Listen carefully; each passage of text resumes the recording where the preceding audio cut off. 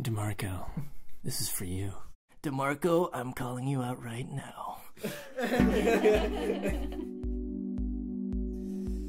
Hi, I'm Christian, a photographer. And I'm Ben, an animator. And welcome to the Up and Coming Artist Podcast. Ben, I noticed that there's other people sitting here than just us today. What? It's very rare. We're not lonely? I think with that, we should welcome in our amazing guests. We have Luigi Manese, and I don't know Sheila's last name. Sheila Rezaei. Yeah.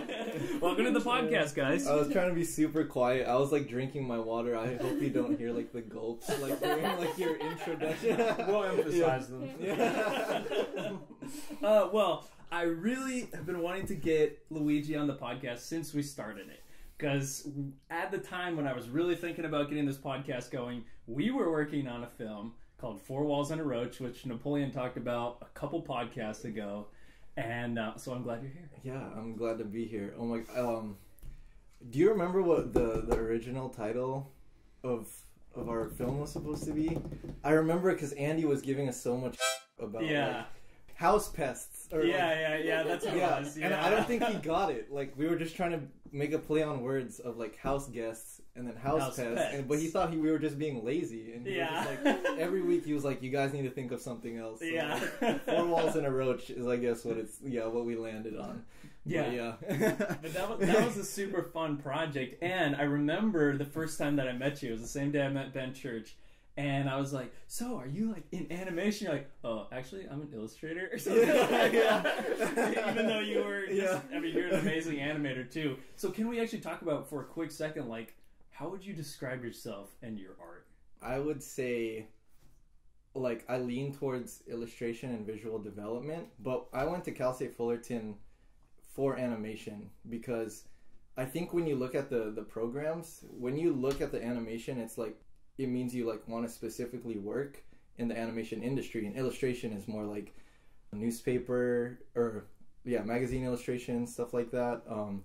But there's like this really weird in between where illustration is a part of animation for like biz dev or like game and marketing illustration, and that's what I wanted to do, I think, when I was a senior in high school. But I was confused, like I didn't know like, what does that mean? Like, which one do I have to go with? So technically I am in animation, but by the time we met, I think I realized I was leaning more towards illustration as like a label, you know? Yeah. Because there's so much crossover and there's so much where it's like separated, so I don't even know if that cleared anything up. No, it just goes to show that you are a multi-talented man. And before we get into, because I want to get into how you got started, really quick, we got to talk about Sheila for a second because she's here. Even though it's not art, what do you do? I work at a bank, so I'm a teller working on becoming a relationship banker as we speak. Literally start next week with my training, so that's exciting. Awesome.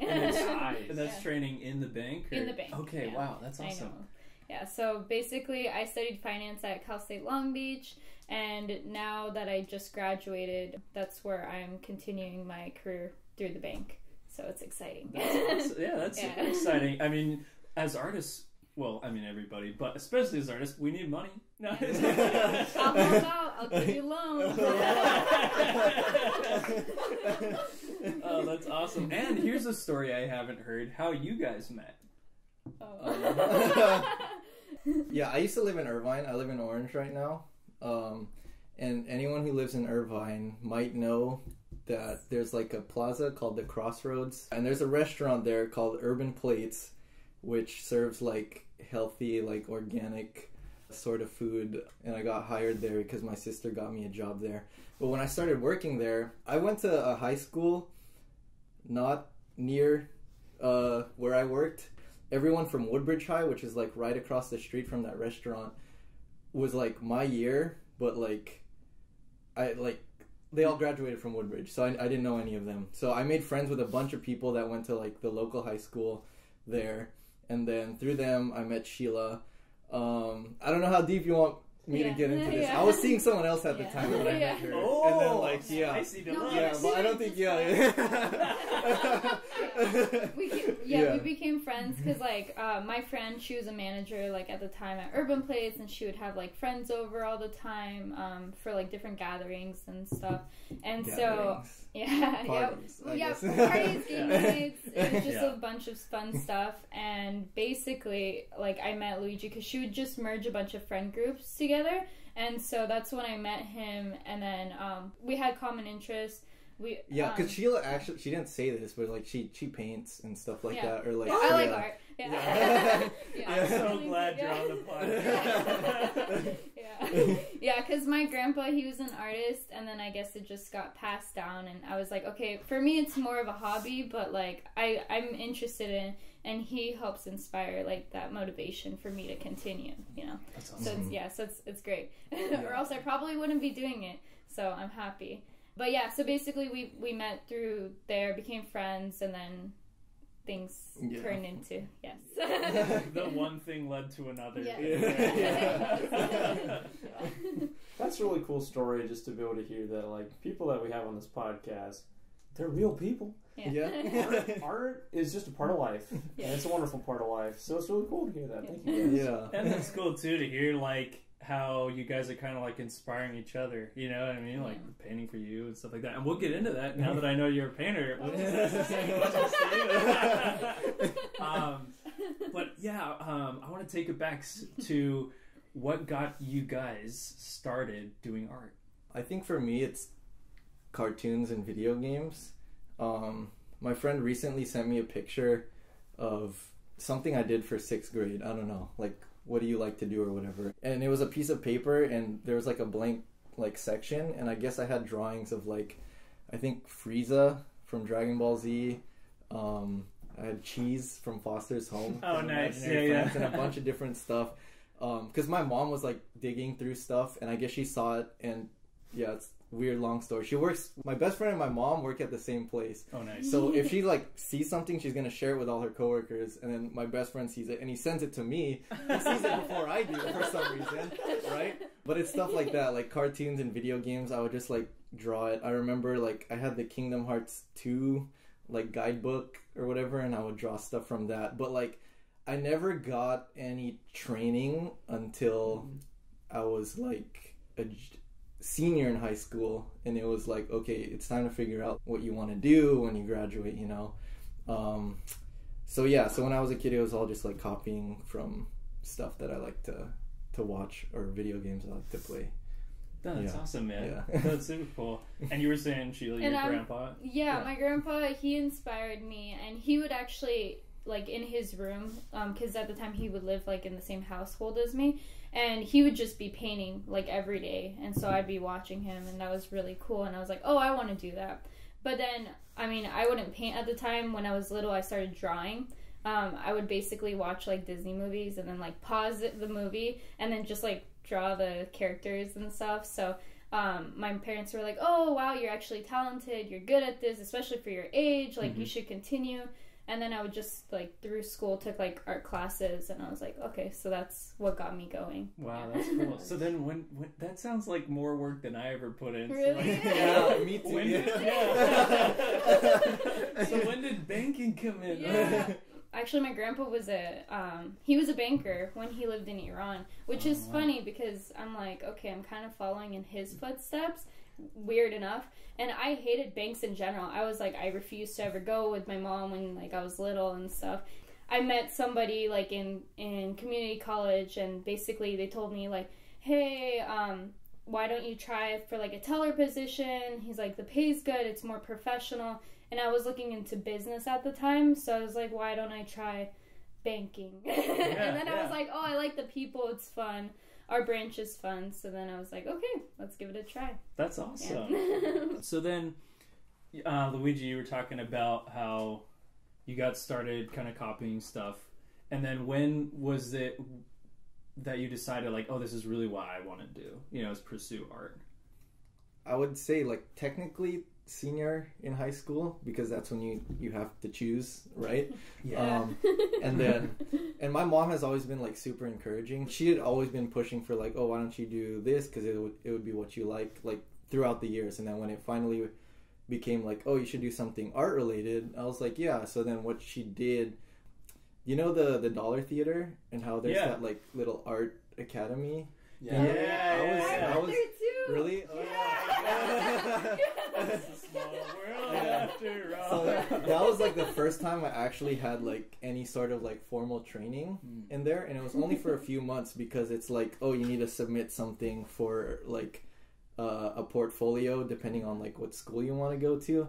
That was like the first time I ever had to draw like from life, like still lives and stuff like that, and I didn't understand really like, oh, why do I have to do this, you know? So, and that was the first time I ever like learned how to use light and shadow and make things believable, which was a really nice jump, but I still wasn't like any good at that point in my opinion. Like I sent out my portfolio places and I didn't really like get anywhere, which like in hindsight I'm kind of happy because like I remember driving up to Art Center during like that like November, October time to check out schools. I knew looking around like, oh, like I don't think I'm even like good enough to be here yet or whatever, and I'm glad that I didn't go to Art Center. It's like really intensive and really expensive, and I ended my training at that art academy as soon as applications ended for whatever reason. Then I was just like, oh, I did all I could for my portfolio, like might as well not practice anymore, whatever was going through my brain. Or maybe I was just like, oh, I don't want to do anything my senior year or whatever. So I was that's just kind of like, understandable. yeah,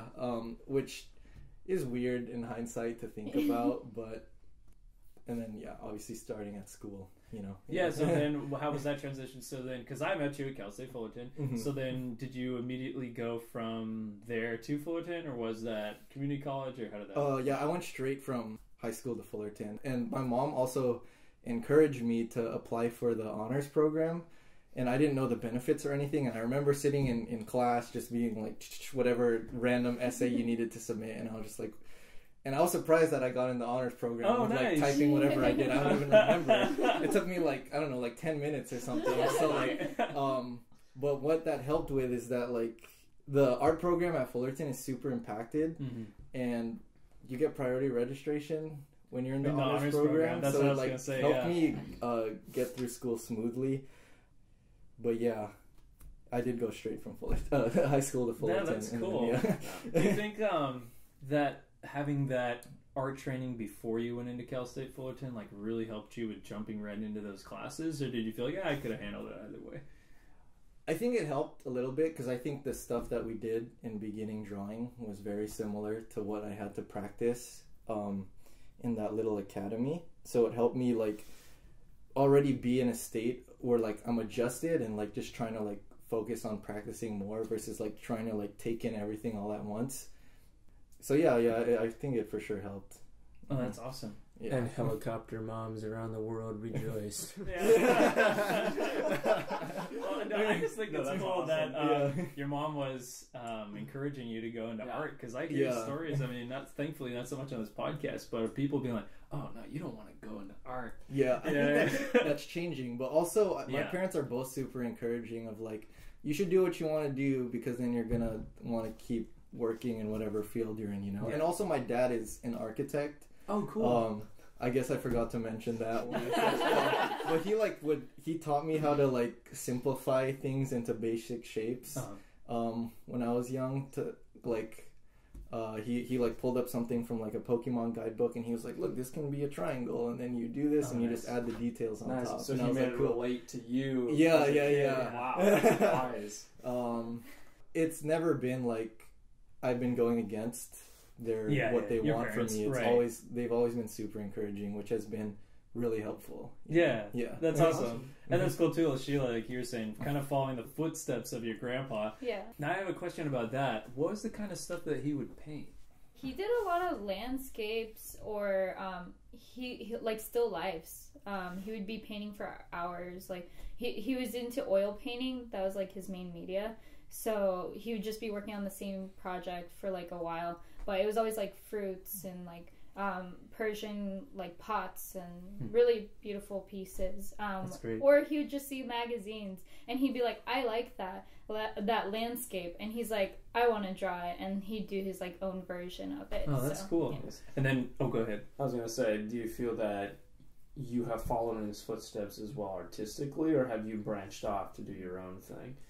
I mean, I enjoy the similar stuff that he did, but I just like variety, so I just try everything and try different medias and just test it out.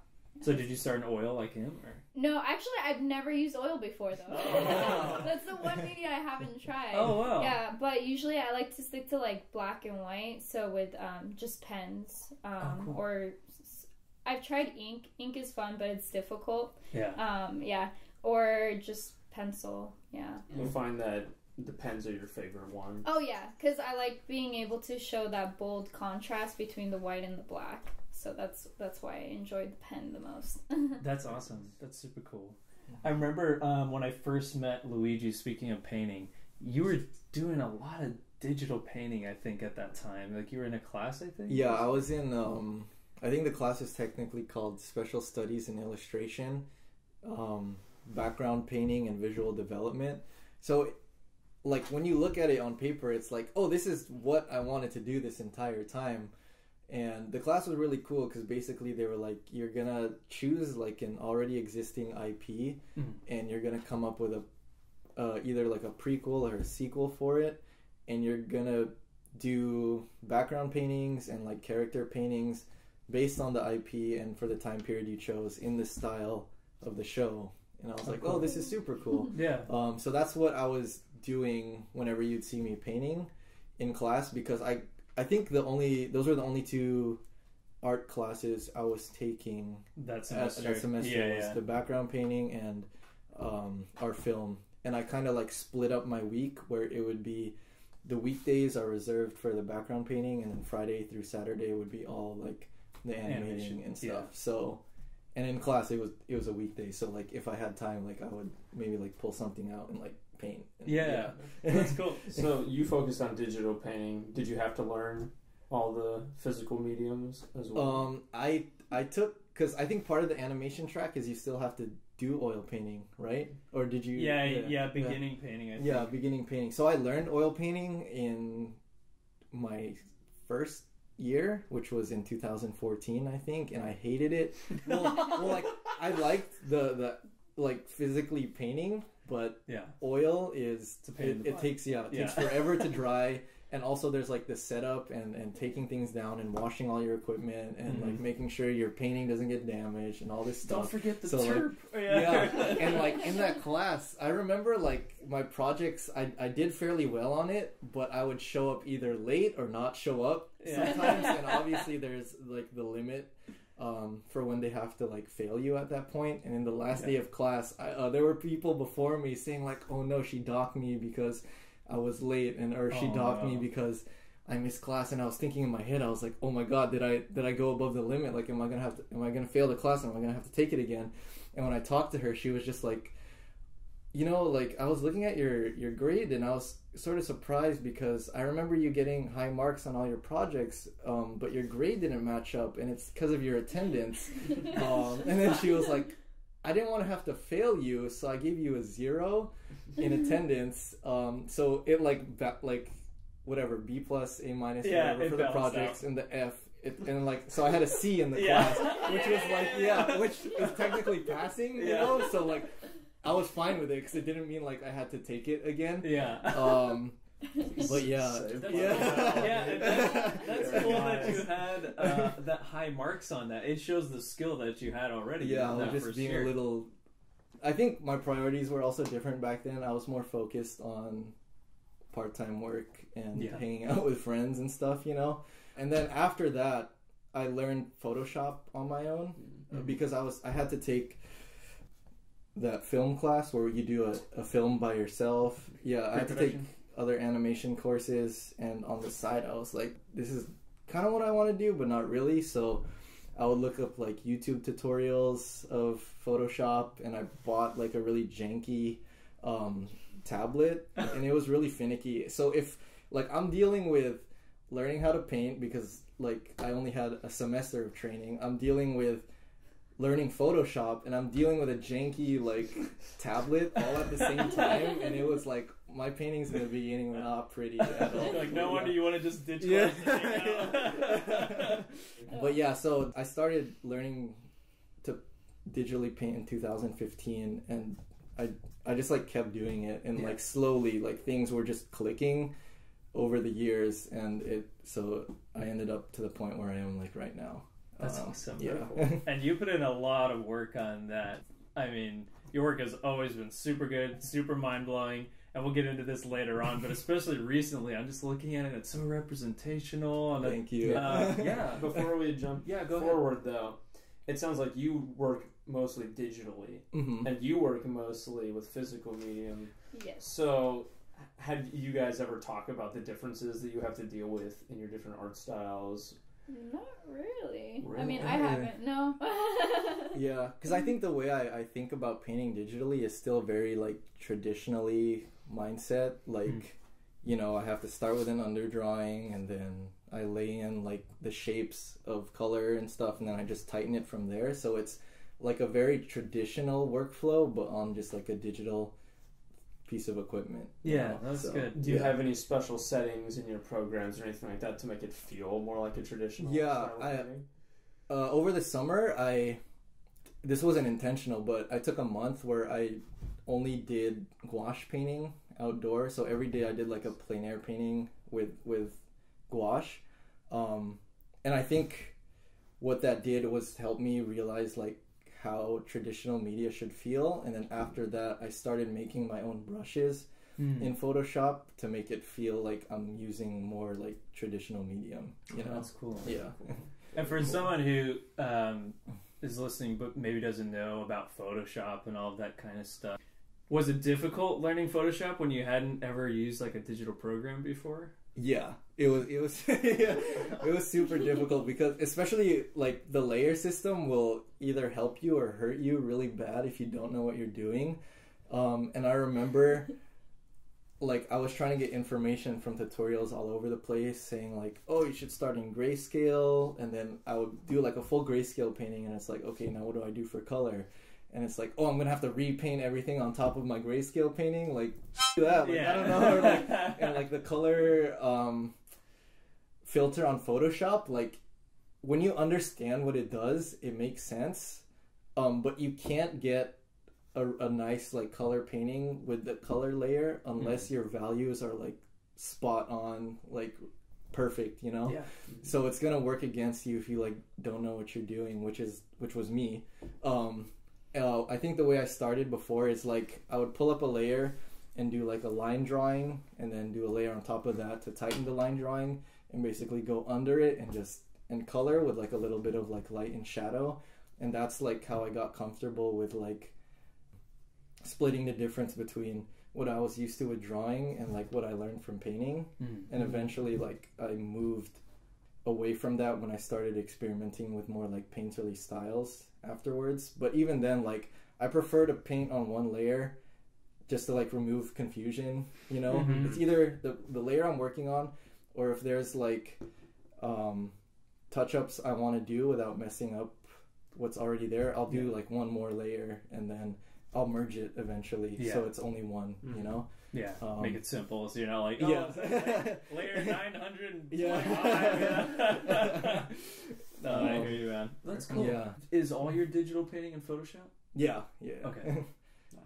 Because I don't want to learn another program, because when I think about it now, like I feel like I'm really comfortable with Photoshop, but it took me like 3 years to get to this point, you know. So it's, and like even just like relearning stuff like Illustrator or After Effects and how finicky those programs can be. Like I realized how well I can deal with Photoshop like glitching out. It's like, oh, I just need to do this. Yeah. So like I don't want to have to relearn that for like other programs, you know?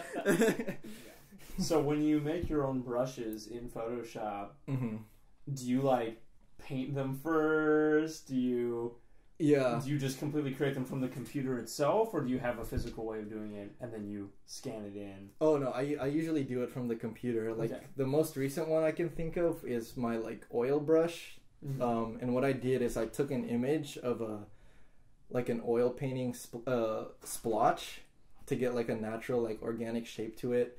I did something with like the contrast so that it would be like completely black versus like a white background, and I pull out the background so it's only that blotch on like a transparent thing, and I set that as like my pattern, and then I have to go into the brush settings and mess with like the flow and I think that's mostly it, because with like there's like flow and opacity, and when you're first starting out with Photoshop and you use like a round brush with opacity, you get like these really weird like blotches because of how the program is like understanding what you want to do. And then flow is a much more like natural way of like, oh, there's just more medium versus like, oh, it's transparent versus opaque, you know? Yeah. So mess with settings like that, adding texture to it. Yeah, some really weird technical stuff that like I had to look up like some tutorials for, but once I got like the feel of it, I'm like, and I get really comfortable with the brushes, like it like makes more and more sense the more you like do it, you know? Yeah, that's awesome. One thing I'm picking up on here, which I think is really cool, is that you say, I had to go look it up. I had to go look online. It's almost like your tenacity in going and just looking it up yourself really helped you. Would that be a piece of advice that you'd want to pass on to someone who wants to follow in your footsteps? Yeah, I think so. Especially if, I think people like learn differently, and because of the pace that I like to take things, like I can't do a program where like, oh, and I mean like a school program, you know, like like if you're learning like a bunch of different things at once and you're like really stressed out. And I think a lot of people learn really fast, but I think like that would be too overwhelming for me. I like to like take things a little bit like at a slower pace and like go out and find my information. And I think what that does is like it like solidifies it in your mind, kind of like a teacher can tell me something and I'm just like whatever. But if I go out and find it myself and I like internalize it, then like it's with me, you know? So like, and then if I hear it again from a teacher, I'm like, yeah, that's right, because like I know that to be true. Whatever, you know? Well, that's cool. You're like making it your own, and that's important, I think, with art. So you would encourage other people going to school not to front load themselves too much or just overload themselves too much, but rather take the time they need. I think so, yeah. Especially because with art, like it's supposed to be fun, and it's a slow learning process. I think even if you were to do like a really intense program, you would have to redo it multiple times to like fully grasp like certain ideas or concepts, you know? So there's no reason to like have to rush it, because it does take a long time to like fully absorb all the information. Yeah. Absolutely. I think I was going to say the same thing as Christian, basically, just like the effort that you're putting forth is showing in your work. And in my cheesy transition, which I'm all about in this podcast. You can't call your own transitions cheesy. They are. They're full of holes. If we make fun of ourselves first, but I remember that's what I saw in you on the 24-hour, but also the film that we were doing with Napoleon and all those fun guys and gals.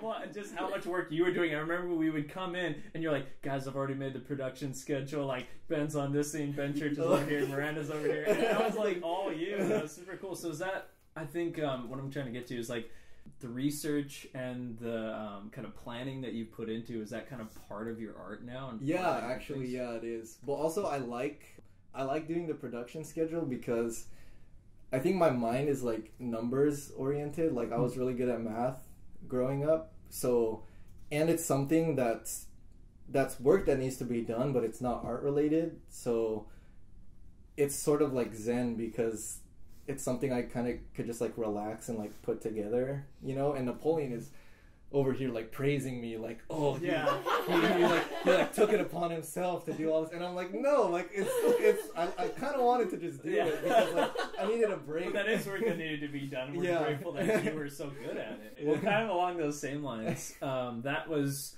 mostly an animation project. I think you and Ben and Napoleon and other people did some digital paintings for backgrounds on that film, but it was mostly animation. So how is that? Was that kind of a Zen thing for you too? When you're going to school and you're kind of doing the digital painting side, but then you're also kind of doing animation, was that good or was it hard, or I don't know? It was good because like each one gave me a break from the other one.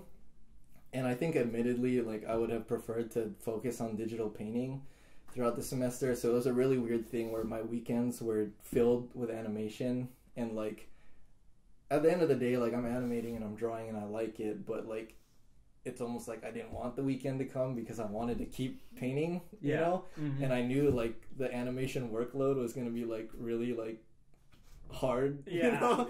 Well, you guys assigned yourselves like an incredible amount of footage per week. Yeah, I think we just wanted to be able to keep up with like the amount of work we set for ourselves. And me and Napoleon also knew like we aren't in as many classes as everyone else, and we're the like assigned leaders too, so we can't be slacking off. Like we have to like set a good example for other people, and also just be able to take the brunt of the work so that we can like finish what we wanted to do, you know? Mm-hmm. One thing I've noticed on this podcast is the people who make it, that really their work gets good, are the people who say things like you're saying, they assign it to themselves.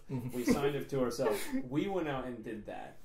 So when do you feel like that sort of mindset came to you where you're like, I can push myself and not just have to rely on a teacher telling me or a parent? When did it become your ownership over that kind of pursuit of art? I think it was, part of it had to do with the fact that I wasn't learning everything I wanted to learn in school. Like I appreciate that they understand that people should branch out and try a bunch of different things in art, but also like I wanted to be really focused and do something that I wanted to do. Yeah. So when I wasn't learning the stuff I wanted in school, like on my free time, I would be like, oh, and like it wasn't like extra work to me. It was like, this is what I want to do anyway, so like this is what I'm gonna do on my free time.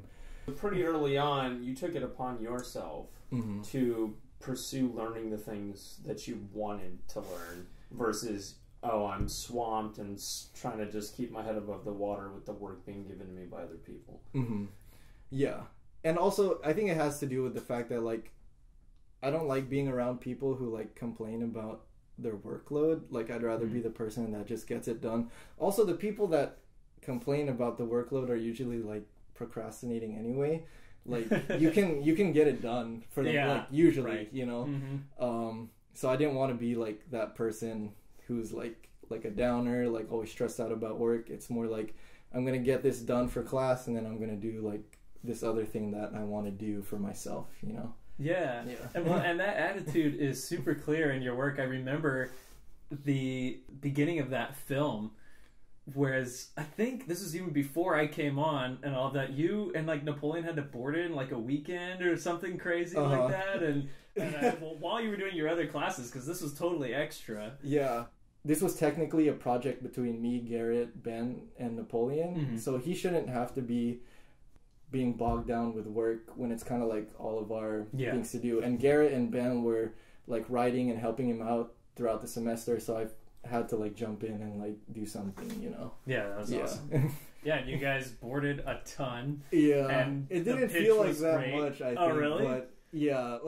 That's awesome, man. And I had to miss out on the pitch, I remember. I forgot. Yes. I think, I don't remember what happened, but when I came back like the week after and heard like how well it went, I was like, dang, I wish I could have made it. And like, but no, it's all good. Yeah, and it turned out to be a great film. I was glad to be a part of it with you guys. It was super fun. So that makes me want to transition into the projects that you've done. We can talk about, Sheila, too, paintings you've done or anything like that.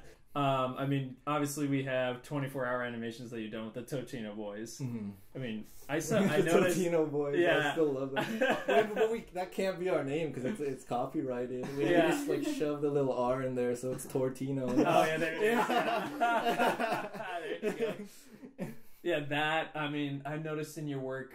the Monkey King comes up quite a bit, and then your Inktober, you had several like Kings of the East and the West and that kind of stuff. So just a bunch of different projects. So anyway, just talk about them, ones you've enjoyed, things you've learned. Okay, let me see if I can take it back a lot. Yes, do it. And this is gonna sound really off topic, but I love watching anime.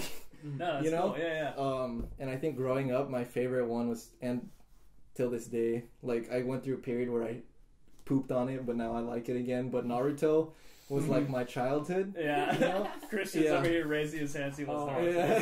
So good. What a great show. And they have little tidbits of Japanese mythology like sprinkled in to like whether it's like characters or like techniques they do. So I remember for illustration B, the first illustration class that I took, and it was the first class that I actually tried super hard, like throughout the entire semester. One of the projects we had to do was like an Art Nouveau thing. So we had to pick between either Art Nouveau or Art Deco, and I went for Art Nouveau because I love Alphonse Mucha and like his style.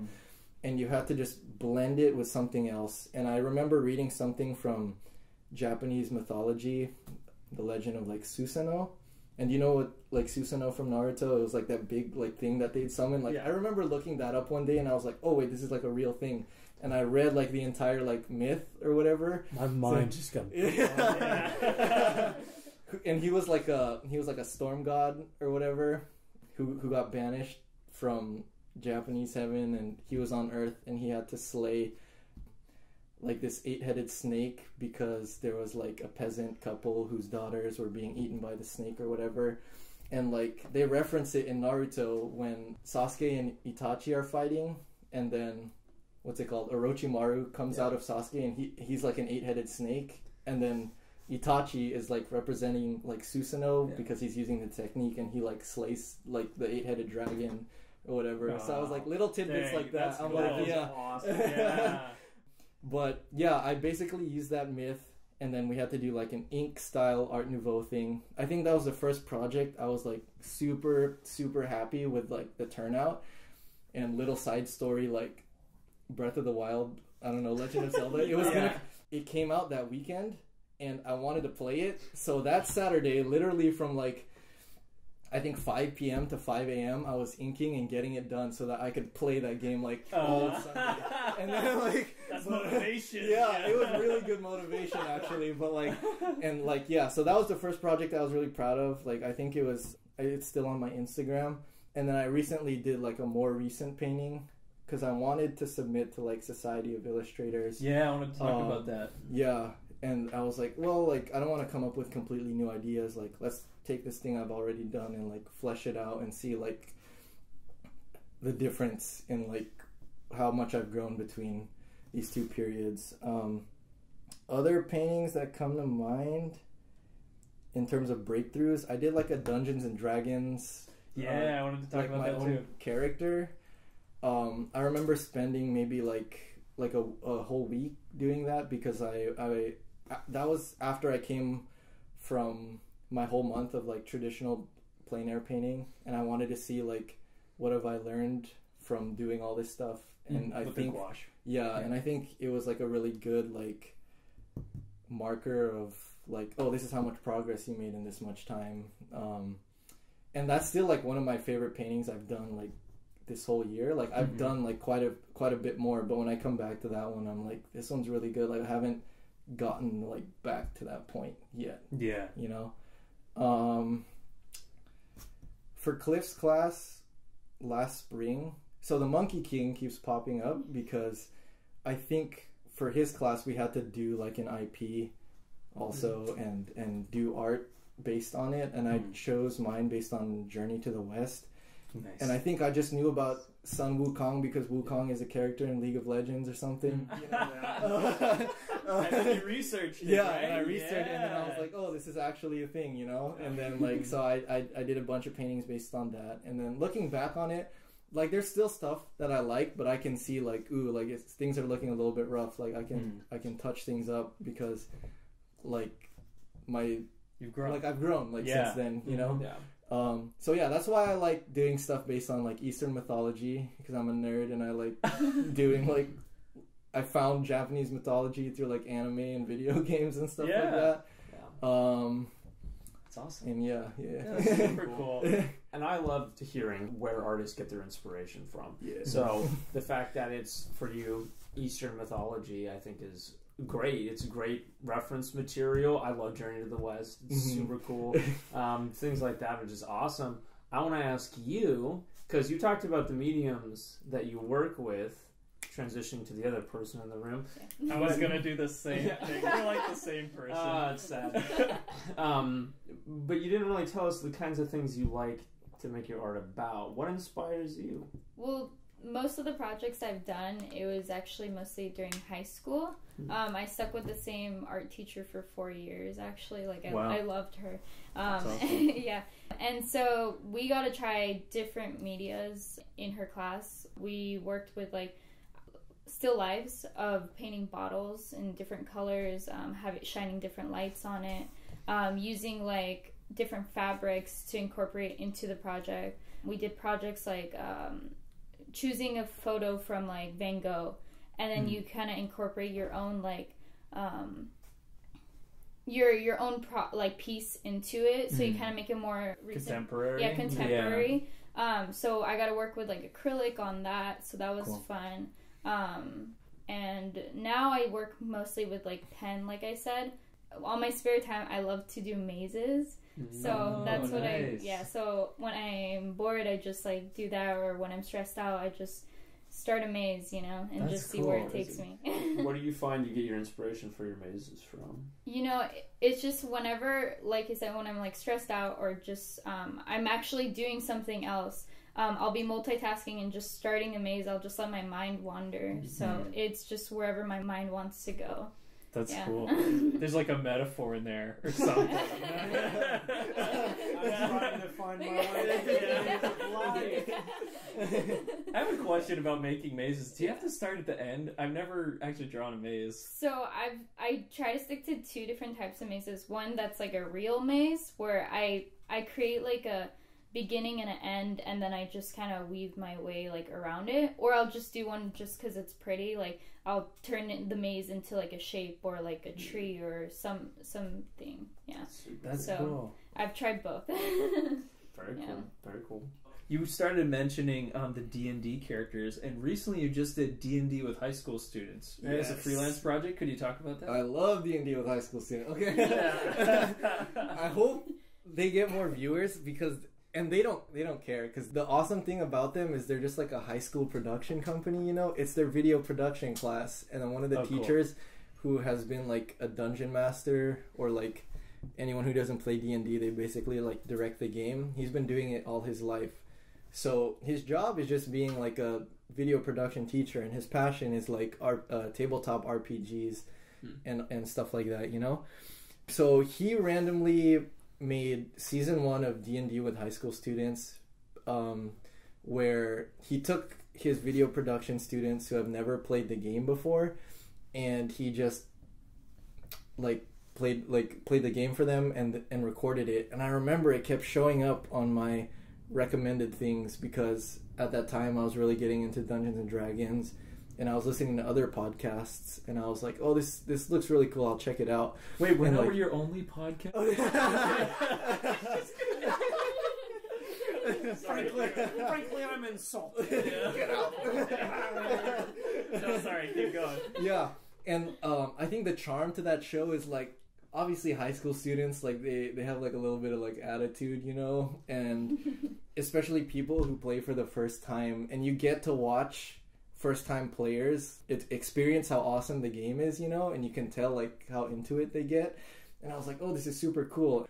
And it was only 4 episodes, and I swear he did it for, like, a whatever thing, but it got, like, 200,000 views or something. Wow. And it, like, blew up. And then afterwards he started, like, preparing for, like, quote-unquote season 2, because those were high school seniors who graduated, so he needed a new group of students. The new cast.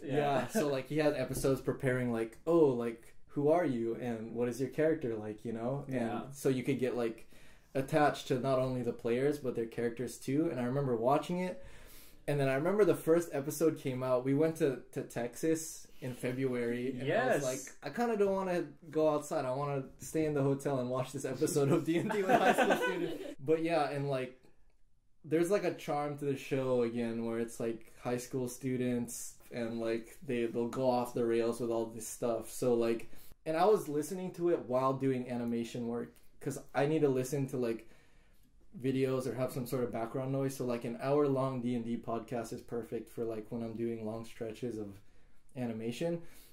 So when I would, like, animate, I would, like, listen to what they're saying, and it, like, paints such, like, a vivid thing in my head that I was like, this is really cool. Like, I kind of just want to draw one of the characters. And I did, and, like, the show is like low key enough that little old me could like post something on Instagram, tag one of the players, and they'll be like, yo, this is sick, everyone check it out. And then I was like, oh, like they actually saw it, you know? Yeah. So that motivated me to just do the rest of the characters, you know? And like their reactions to it and how like hype they got, they're like, oh, the fan art we've been getting is like so amazing, you know? I was like, dude, this is super cool. And then eventually I was like, well, I did all this work for someone else's D&D character. I kind of want to do something for my own because my guy's cool, you know? Yeah. Oh, so I painted that one up for myself, and I just like I did a few more stuff. And then when season 2 ended and season 3 was about to start up, and I had already been in like a back and forth talking relationship with the teacher who was in charge, and he was like really cool. He was saying like, you know, I've been writing like my own world for like quite a bit of time. We might have a chance in the future to work together if I want to get it published. And I was like, yeah, that would be super cool. I'd love to do that for you. But then he was like, hey, can we commission you to do artwork for season 3? And I was like, yes, yes, you can. And I think that was like the perfect first commission for me, because my goals have been changing throughout the years so much. And right now, since I just graduated and like I'm trying to figure out what I want to do, like I want to stay really focused. So I've been saying, I want to work for Wizards of the Coast, who does Dungeons and Dragons, and they also have a card game called Magic the Gathering. With really like very awesome, big. like like their illustration style is like really high level, and I've always just been saying like that's what I want to do right now. And I think doing like the commission character art for them was really like in line with what I wanted to do in the future, which was why I thought it was really awesome. So like for a week, I would do like 7 to 8 hours ish painting a character every day up until like the deadline that I had to submit it to. And then again, the reception I got from Bill, who's the teacher and in charge of like the class, was like really great. And also the reception from like the audience members was really awesome too. And they're saying like, oh, Luigi should really like apply for a position at Wizards. And I was like, yes, I will. Yeah. Like, I don't know if I'm ready yet. You're like, promote me. Yeah. And I was like, I appreciate that like even right now people are recognizing like I could kind of like fit in with them. Yeah. You know? And also, basically what he did was he gave me the details for like the character appearances, but he wasn't picky at all with like, you know, getting feedback, which is a good and bad thing, because it was good because it let me go in any direction I like. Yeah. But let's say like that direction isn't what he wanted, you know, that could have gone like south like really quickly, you know. Yeah. But luckily like they liked it. So it was a really nice like first client to work with, and he respects artists too. Like I undercut myself for like how much I would pay him, and he was like, actually we could pay you this much, and I was like, awesome. Like, you know. Wow, that's so cool. He was, and because like it was through the school too, I thought he was doing it out of pocket, which is also like why I was like I shouldn't I shouldn't charge you that much. But he was like, oh no, the school can pay for it, so like awesome.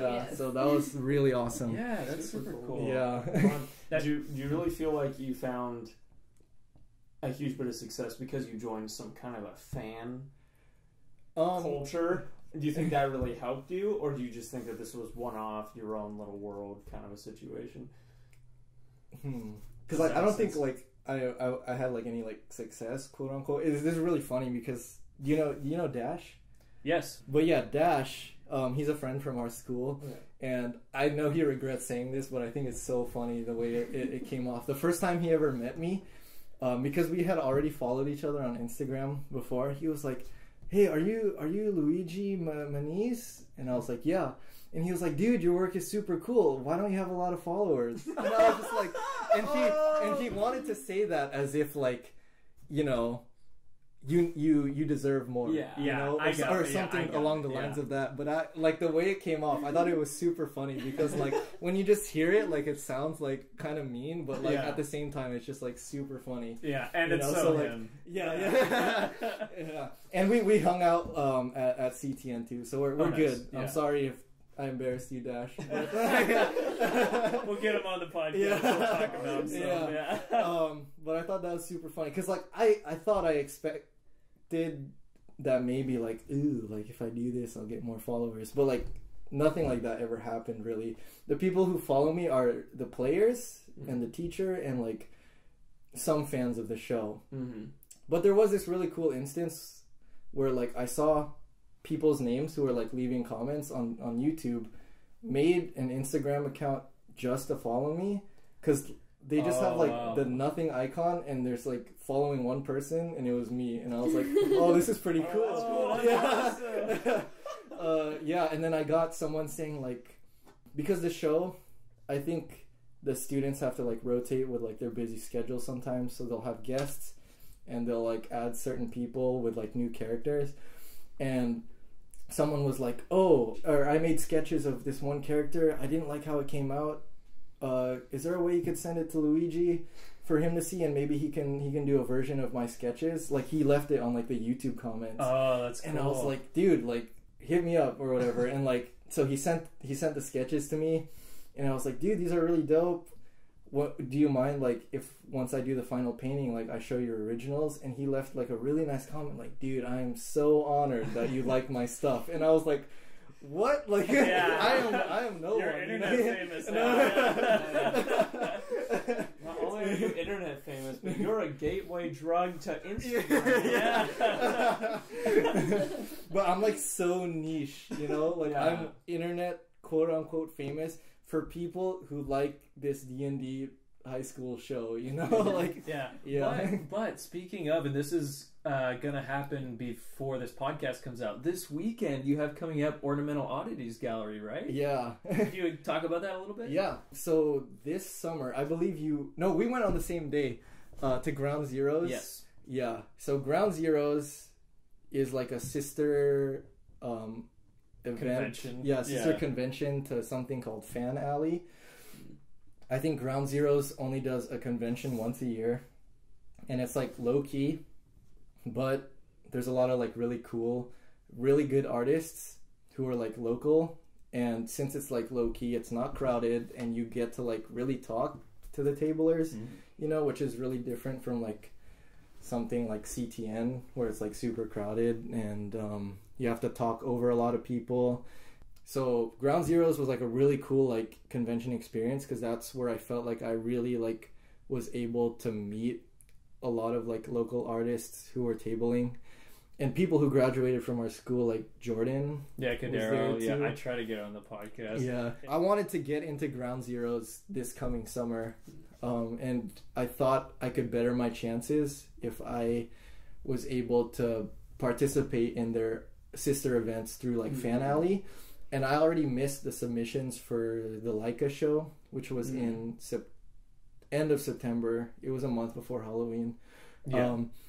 So as soon as they said like, oh, call for applications for our holiday show, like all artists welcome, like just send us your work and like we'll see if we can get you in. And I was immediately like, without thinking, like, yeah, like I'll do it. And then I looked at like the fine print, and it's like, we're making ornaments, we're not making like paintings or gallery pieces. And I was just like, ooh, like what am I gonna do?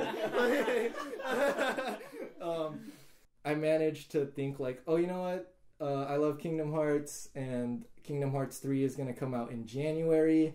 December's close enough to January, maybe I can like get some like Kingdom Hearts fanboys to buy an ornament if I do something based around that. It's so like I just full did, like, circle. That's like how you started. Yeah. And since the event already happened, how did it go? It was amazing. I want to know, because this is technically going to be my first time having art sold at a show, you know. So are you tabling there? Do you have like a table, or is it selling your work? So they have a gallery section and like a tabling section. Got it. And I don't think I was ready to table at this point. So I was just like, I'm just going to submit to the gallery. So I just did headshots of some of the main characters, and I got like those dome bulbs from like Michael's, and like I did a digital printout, and I kind of just slapped it on a cardboard backing and like put the dome on top, and I did like a wrapping with like actual like wrapping paper, you know, and hung a ribbon on it, and it was like a little bit shoddy, but like I think it's passable, you know. Someone might buy it. That's awesome. Hopefully, I don't know. I like the way it turned out, which is like why I'm like happy with it, you know. So hopefully other people feel the same. And if anything else, like I think just the fan art connection might get people to be like see more of my work or want to see more of my work, you know. So that's awesome. Super out of my comfort zone, but it was still fun, you know. Yeah. Well, that's cool that you're still pushing yourself, you know, and like you're building your art, and now you're building even other skills, building ornaments, which you never set out to do. Yeah, I didn't. That's awesome. So, before we get into the future, I wanted to talk about this because you mentioned the Society of Illustrators. So, can you talk about like what that is and what it's all about? I'm not entirely sure what it is either. Yeah. But, from my understanding, there's like a group in LA, or not just LA, because I think there's Society of Illustrators New York as well, all under the umbrella of the Society of Illustrators. And I think it's just a membership thing, where you can just pay, and they'll show your work on the website, and clients might be able to see what you do and might be like, oh, this is what I really like their style or anything like that, and they might hire you. But then they also have, I guess, like an annual, I don't know if it's a competition, but you can like just submit to their gallery. And I remember Cliff telling me, or not me, telling our class about it. Just you. Yeah. He's like, Luigi, you need to buckle down and get real. But yeah, he was telling our class, he was like, I'm part of Society of Illustrators, and I think a lot of you should submit your work, because I think you're just as good as the people who do submit, the professionals, you know, like you can hang with these guys. And I was like, yeah, and I didn't do it. So like, and then, so now next year, and because like, I'm not really like working, like that commission was like a fun little opportunity, but I need to find ways to keep building my portfolio and like stay motivated. So I thought that would be like a nice deadline to set for myself. Like, I'm going to submit to this and just see how far I've come, you know? So yeah, the deadline for that was supposed to be October 31st, and I think they extended it to the 7th. So I did another painting of the Japanese god Susanoo, and then submitted it to there, and then I don't know when you hear back if you got in or anything like that. I just know you have to pay again if you want to, like, because there's the fee to submit to the competition, and there's the fee to be featured in the gallery. And then but that was just like a little thing. Like, I'm trying to research like a lot of different competitions or like gallery shows that I could submit to, just to keep myself constantly making like new work, you know. And actually there was a gallery for IlluxCon, which is, what is that? I think it's short for like, well, I guess Lux is like light, and then illustration also has like the root light or whatever. They're just trying to get fancy with like the name or something. But it's like a fantasy illustration convention that's held in Philadelphia, and submissions for that opened up in, I think, the beginning of November, and they close tomorrow. And I gave myself a deadline to submit to that because I saw, like, if you want to submit to their gallery show, you have to go through a jury, obviously, and one of the jurors is the art director for Wizards of the Coast. So I was like, this would be a good opportunity to get work in front of him. But I hadn't started it during my Seattle trip, so I was like trying to find free time to like put stuff together, and I was painting it for the past few days. And yesterday I was like, oh, like, let's see what the submission guidelines are, because I want to know if I have to be done before the podcast. Sorry, we're taking like, you away. No. Or if I have until midnight tomorrow. Like, what does November 30th mean to them, you know? No, what the heck? That sounds like super deep for no reason. No, dude, that happens in school though. You show up the next day and you're like, oh, that was due last night. And you're like, what? So I didn't want any of that happening. So I looked up the guidelines, and it was like, oh, if you want to submit to the main show, it has to be traditional. And I was just like, no, because like I only do digital, and I can't like scrap up something good traditional in like that amount of time. Plus, I needed to like and I needed to submit like 6 pieces to be considered. Holy cow! You know, so I was like, dang it, and I felt really bad because Kat. Yeah. When I talk to her, she pretty much has like the same exact goals that like I do in terms of like where do I want to work. And earlier this week, I told her like, hey, you should submit to the show. Like, I'm gonna submit. Jeremy Jarvis, our director of Wizard of the Coast, is going to be on the panel. Just name drop that. Yeah. Guilt trip. Yeah. And I was like, you should do it. And she was like, yeah, I'm really swamped with like school and like I'm assuming PMC, but I'll try to throw something together. And then when I found out we couldn't submit, like I felt so bad. I was like, I hope she wasn't like killing herself like trying to get something together. Busted out 16. Yeah. Oh my gosh. So I messaged her saying like, hey, like, this is really bad news, but we can't submit because it's only traditional. Like, I feel really bad if you, like, started something. I feel bummed because I started something, but, you know, it'll be cool or whatever. And she was like, oh, no, like, I was actually just busy with schoolwork. I started something, but, like, you know, like, I started focusing on school more. And she was like, did you start a piece? And I was like, yeah, I think I'm just going to submit it to this other show that Cliff told me about during DesignerCon called Infected by Art. Because I was like, well, might as well submit something anyway. Yeah. And I looked today, and there's another art director from Wizards of the Coast also on the panel for Infected by Art. And I was like, I'm going to make sure like I can submit digital work. And I can. And I was like, this is perfect. Like, not all hope is lost. And I had to message Kat again, but she's probably so annoyed at this point that like, hey, you should submit. And then she's like, cool. And I'm like, wait, you can't submit. And then she's like, cool. And I was like, hey, you should still do this thing. She's like the nicest person. Yeah. You're good. Yeah. But yeah, so I have that in the near future because that's next week. Wow. So as the time of this podcast, it's long over. Yeah. And you're going to see the painting once I finish it, like somewhere on my feed, you know? Yeah. Very cool. I think they also do more than one competition throughout the year because they have a deadline for a themed submission that's due in January. So I want to do that. There's a YouTuber called Brush Boost, I think his name is now, who like has his own forum, and he started his own competition called Art War.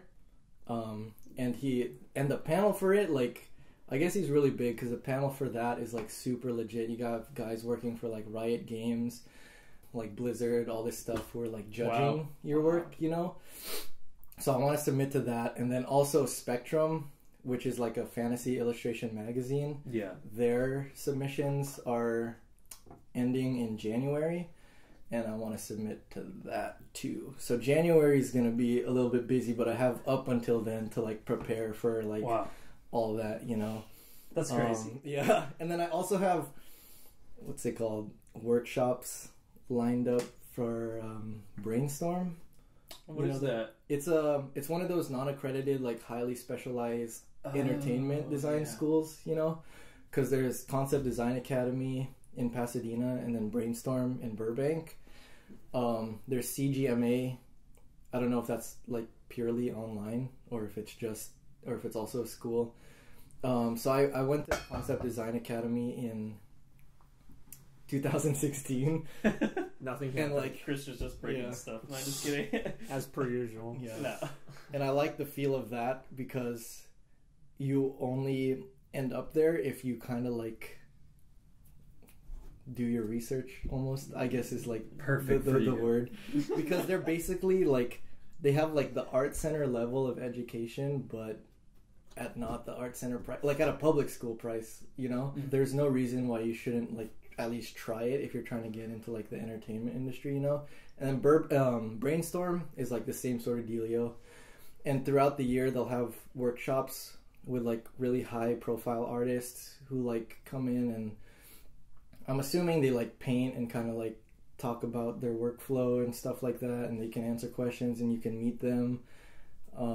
So I have like 2 of those that I'm planning to go to by the time of this podcast. So yeah, and then and then I'm gonna take a class in the spring at Brainstorm as well. So like, because I need to stay motivated if I'm not in school, and I think school is like the only way, or like the best way for me to like keep doing like what I want to do, you know? Like seeking out that accountability. Yeah, like someone is exactly. over me, making sure that I have that pressure, like I need to get work Yeah, done. and I think it's less about the teacher, but more about the students, you know? Like it's, obviously everyone in the art community is really nice, but you don't want to be the worst person in the room, you know? So like just being in an environment where like things feel competitive, you know, like I think would help me too, you know? That's awesome, man. Yeah. That's cool that you're seeking that stuff out. Like we were talking about research before. Yeah. And that's like what you're doing. And now you have all these opportunities lining up for you. That's great. So now that we've talked a lot about what you are doing or what you're in the near future going to do, here's my cheesy transition. If you couldn't tell, this is a different person talking. Going forward, where do you see yourself in the projected future? Where would you like to go? What are you hoping for? Ooh. So I've been really focused on trying to just get super good at digital painting. And I say like Wizard of the Coast is like my dream job, but that's only because I'm modeling what I want to do off of artists that I really like. So I think one who comes to mind is like Alex Konstad. He does like freelance for Blizzard. He does stuff for Wizards. He does stuff for Magic the Gathering. And I think he's like working for Netflix right now. Like he used to work at Sony, and he's like a super good artist. So like I'm kind of just like trying to follow in like my art hero's footsteps almost. That's cool. Yeah. So the goal is just to get really good at painting, so that I think if I'm good enough to work at Wizards, like maybe I can do viz dev stuff for like film, you know? Yeah. And just be like really like versatile because of like my skill level. So that's like the far future. And then the near future right now, I'm trying to like build a portfolio for Wizards, for Riot Games, because that one's really local. Blizzard also super local. Yeah. But I know it's like the bar is like super high, which is like also fun too, because I think once I reach that point, like it's gonna be like really satisfying. Yeah. You know. You know what you've achieved because you know the bar is set so yeah. high. So and I like just being on like the grind. You know. Yeah.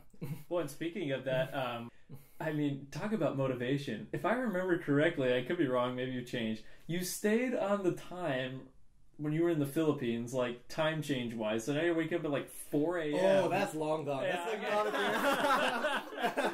not I remember when I met you, it was like we would have class at 9 and you're like, oh, I'm tired. I usually kind of sleep in. And I was like, okay, you know, that me too. And then the next time I see you, you're like, yeah, I'm getting up at 4 because I want to get better at art. And that's what I really remember about you, and why even way back then I wanted to get you in on the podcast, because your motivation for art is not only being proven in your work, but it's super inspiring for all your friends. Yeah.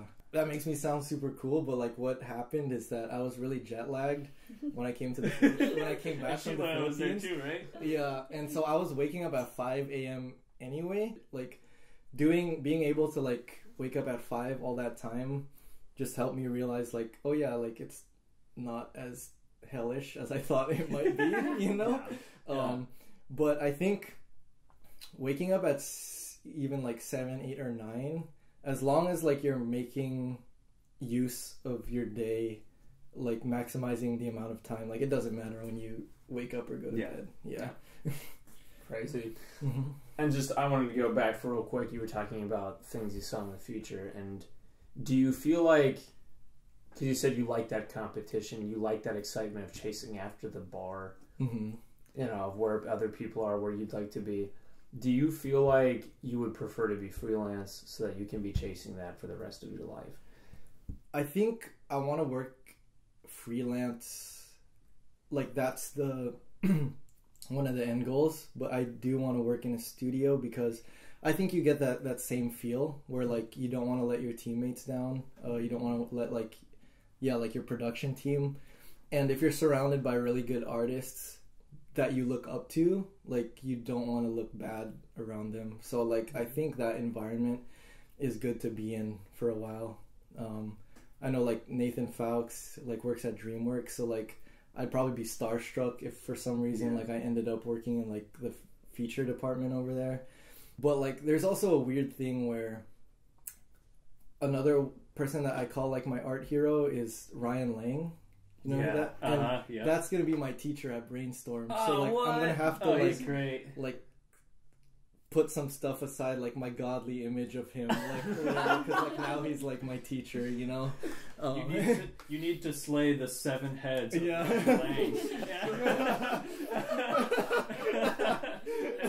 That's really cool to hear from you. That your goal, in a sense, is to like sharpen your skills against the skills of somebody else, not like to bring the other person down, but you two helping each other, influencing each other to really sharpen your skills to get better. Yeah. And I think, I've been watching this anime called Ping Pong lately, which has to do like a lot with competition. But I think a lot of the shows I watched as a kid, there's characters with like super like ridiculously high ambitions, you know? And I guess that kind of like rubbed off on me in a way. But I also realize that it's just a show, and like you don't want to live life competing and like bringing people down because you're better than them, you know. And I think it's just like a better environment where like you're surrounded by people who are really good versus you like just trying to be the best and like putting people down. Yeah, that makes sense. Yeah, and just so that Sheila isn't forgotten, I know you're busy doing your brain stuff and living life and all of this. Is there a part of you that wants to do art in the future and get back into it? I think, like, while Luigi's working on his projects, sometimes if some of them are really interesting for me, I might want to tag along just to, like, try my own. I'm not going to actually, like, put up my work for, like... No, I'll have you do my work for me. Oh, okay. And make ornaments. I'll help. I'll get the supplies.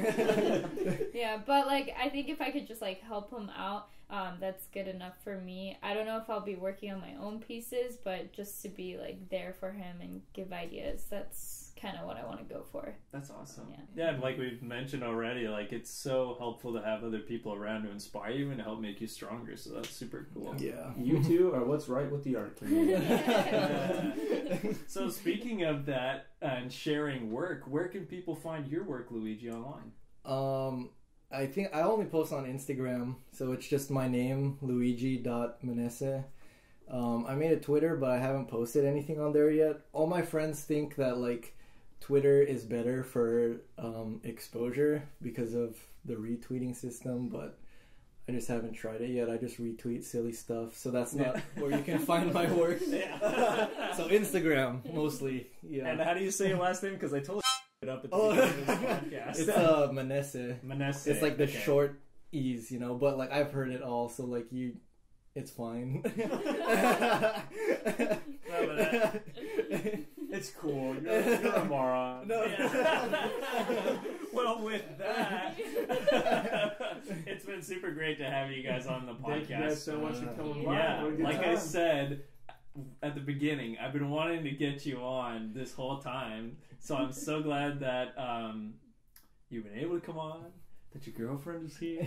We're able to talk about art, and it's always a good time spending time with you and hearing about your research, but also just seeing your work and how you've improved. It's super inspiring for me. Yeah, I was super looking forward to this, especially after hearing Napoleon's one and like how entertaining that was. But also, this was like a different experience for me because I very rarely like talk about myself.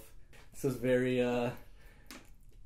nice new experience. Yeah. Well, I can't wait to hear about your other new experiences that will have happened already at the Ornamental Oddities Gallery, which went super well. Yeah, no, for sure. And Society of Illustrators, once we finally learn what that is. Well, thanks again, man, for coming on. Thank Sheila, you for having me. Thank you. Thank you, guys. Yeah, very good.